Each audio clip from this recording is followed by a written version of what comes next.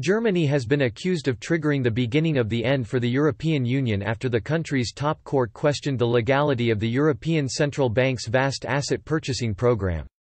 The Constitutional Court ordered the government and parliament to carry out a proportionality assessment of the ECB's €2.2 trillion government bond purchasing scheme. It even threatened to block the Bundesbank, Germany's central bank, from participating in future asset purchases if the ECB failed to make changes within a 3-month transitional period. Arch-federalist Guy Verhofstadt tore into the ruling by the Karlsruhe-based court, questioning its right to challenge the independence of the ECB. The Belgian MEP said, if every constitutional court of every member state starts giving its own interpretation of what Europe can and cannot do, it's the beginning of the end. The EU's constitutional watchdog is the European Court of Justice, and that's the way it should remain. Clearly, now that the German Constitutional Court tries to cut the wings of the ECB, the European Commission has to take its political responsibility and come forward with a bold trillion-sized recovery and reconstruction plan.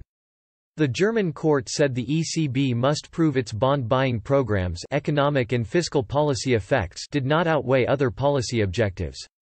A former member of the ECB's executive board warned the German decision risks the central bank's independence.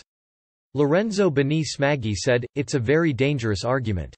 The next time the ECB raises interest rates it would have to look at all the negative effects it would have on debtors, the unemployed, or on governments whose borrowing costs would rise. It is a very delicate argument that would lead to infringement of independence and of the price stability mandate. It would be really peculiar if the Germans were now challenging the independence of the ECB." But the EU's most influential country was also accused of undermining the European Court of Justice. The Constitutional Court disregarded a 2018 ruling by the EU's top court that ECB bond buying was legal. It is the first time a national court has declared an ECJ judgment as invalid. The ECJ's decision was deemed to be not comprehensible.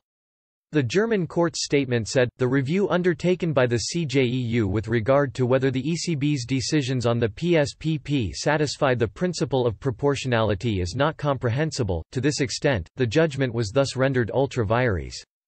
Experts have warned it could even undermine the Luxembourg-based court's application of EU law.